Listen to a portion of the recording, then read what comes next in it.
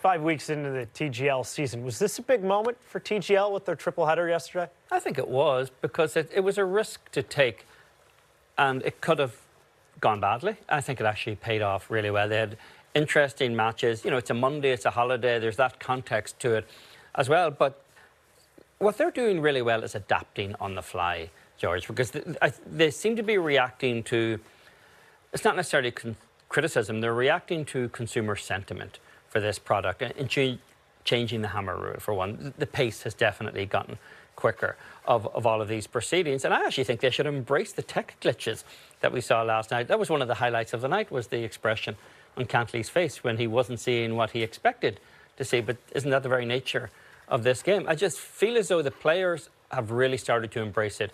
At the very start, it felt a little forced, the enthusiasm from the players. I actually think they're now getting into it. There is a genuine enthusiasm that those guys seem to have out there. And I think yesterday was a big win for that product.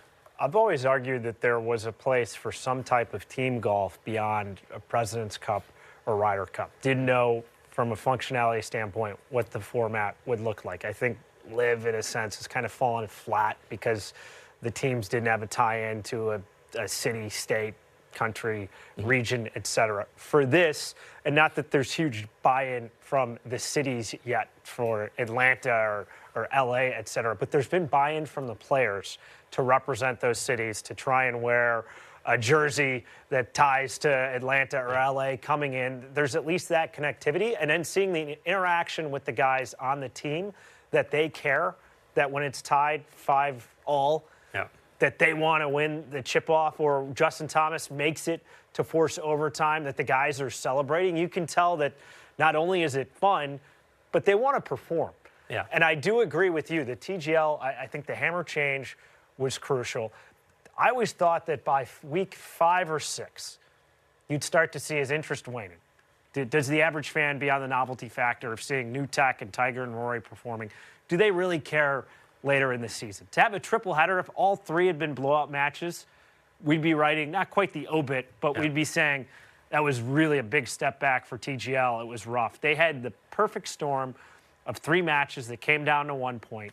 And I think we saw the best version of TGL, where these guys, Wyndham Clark saying, I can have more fun with this than I can have on the PGA Tour, because you're with teammates, you're in an arena. It's such a unique format and style of play. And what's really become clear, I think, at this point, George, is it's not relying on 2 things that I think a lot of people assumed it would rely on. It's not relying on star power.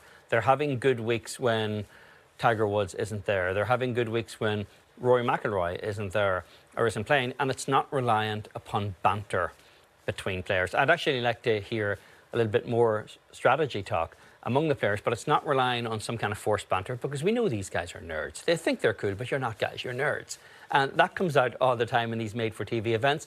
It's not a factor here. I just wish the only thing that they're lacking right now is the fact that the on-site audience can't hear the broadcast, can't hear the players. And there's a disconnect between the liveliness of the audience and the liveliness of the play itself. I think once that is connected, then I think they've got a winner. They took a massive risk in basically combining esports tech with a functioning sports league. And I think, I applaud everyone behind TGL who took that risk, because they're the first major sport in the U.S. to have a league like this that is using athletes from that league. We haven't seen that with NBA, NFL, MLB, NHL. They're the first test balloon.